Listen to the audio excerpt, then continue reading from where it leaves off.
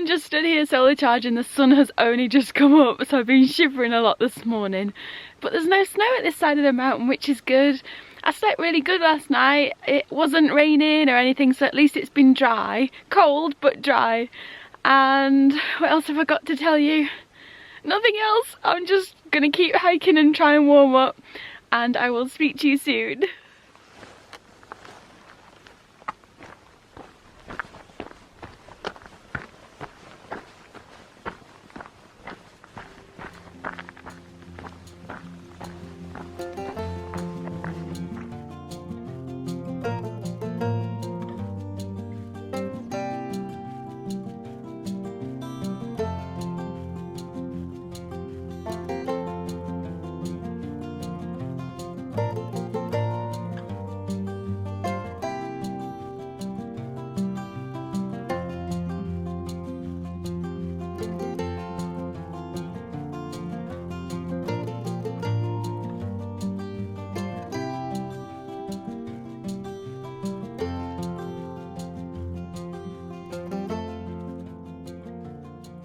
Defrosted a little bit now, so I can talk a bit more.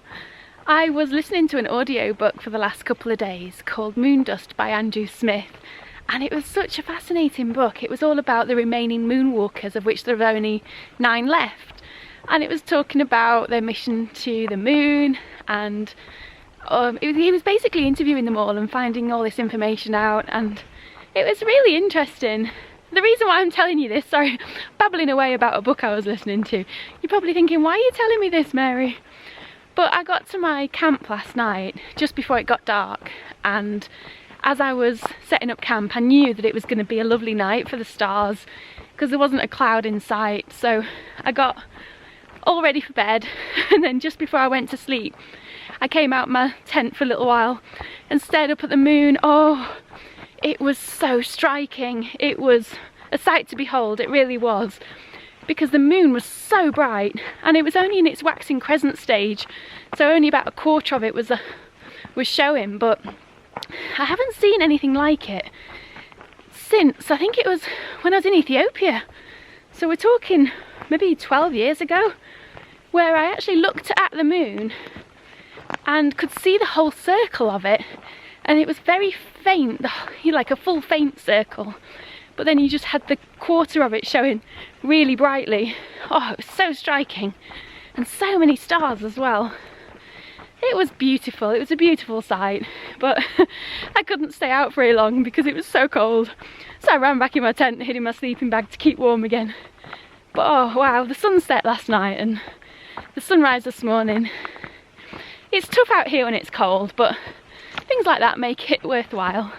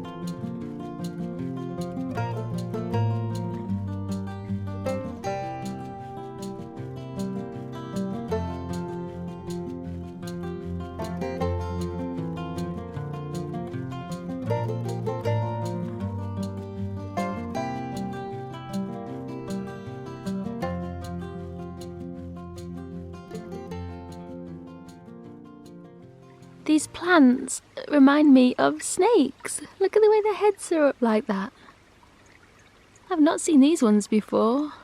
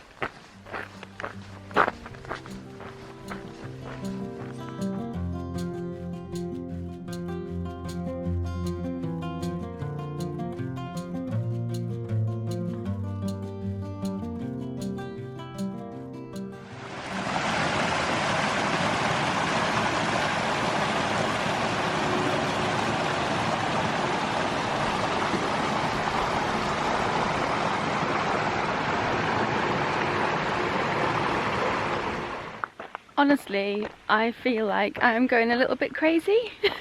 I don't know if I've been on my own too long, but I've been walking along and I am sure, now I'm from the countryside, I was brought up there so I know my differences between different types of things that you see on the trail, but I can honestly swear that there's cow pats everywhere, but there's no cows, and I can't imagine them being cows at nearly 7,000 feet in the middle of the mountains. But I am absolutely confident I am seeing cow poo all over the trail. Even yesterday I saw some and I thought, no, this can't be right, but it's still here today. I mean, I can see the horse poo and the horse prints, but oh, I hope I'm not going a bit crazy, but I'm keeping my eye out for cows. I'm sure I'm following cows.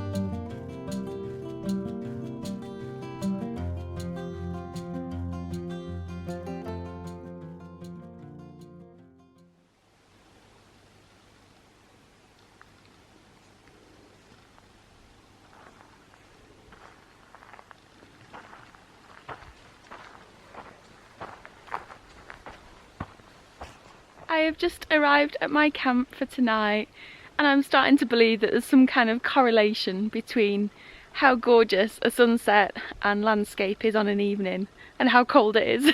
I'm sure that the colder it is, the more striking that the landscape looks. Let me show you.